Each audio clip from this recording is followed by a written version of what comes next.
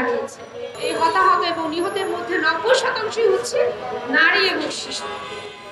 আমি বলতে চাই, যারা পৃথিবীতে বিভিন্ন প্রান্তে নারীদের অধিকার এবং শিশুদের অধিকার নিয়ে উচ্চকণ্ঠ, তারা কি গাজার নারী শিশুদের দেখে না? তারা কি দেখে না যে ক্রমাগত প্রতিদিনই সেখানে প্রায় 12 জন শিশু প্রতিদিনই একটা দুটো পা হারাচ্ছে, নারী শিশু মৃত্যুবরণ করছে, অনেক নারীরা অ্যানেস্থেসিয়া ছাড়া এই যুদ্ধের মধ্যে শিশু জন্ম দিচ্ছে। বিদ্যুৎ নেই, পানি নেই, ত্রাণ সহায়তা নাই, ক্ষুধায় যন্ত্রণায় যুদ্ধের অবস্থায় মৃত্যুর প্রহর করছে।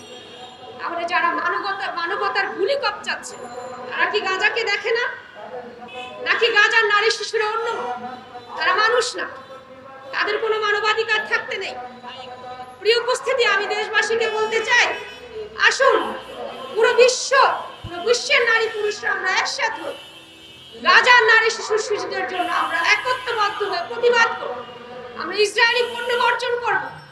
তাদের সাথে আমাদের সমস্ত কূটনৈতিক সম্পর্ক, সমস্ত লেনাদেনা বন্ধ এবং মধ্যপ্রাচ্যের ক্যান্সার ইসরায়েলকে মধ্যপ্রাচ্য থেকে অপসারণের জোর দাবি জানাচ্ছি। সেই সাথে নেতানিয়াহুর আন্তর্জাতিক আদালতে বিচার দাবি করছি। আমরা জানি পৃথিবীতে 200 কোটি মুসলিম, ইহুদি রয়েছে মাত্র 1,57,00,000। আমরা কেন মুসলিম বিশ্ব চুপ করে আছে, থমকে আছে? এর কারণ হচ্ছে আমাদের ইমানি চেতনা মরে গিয়েছে।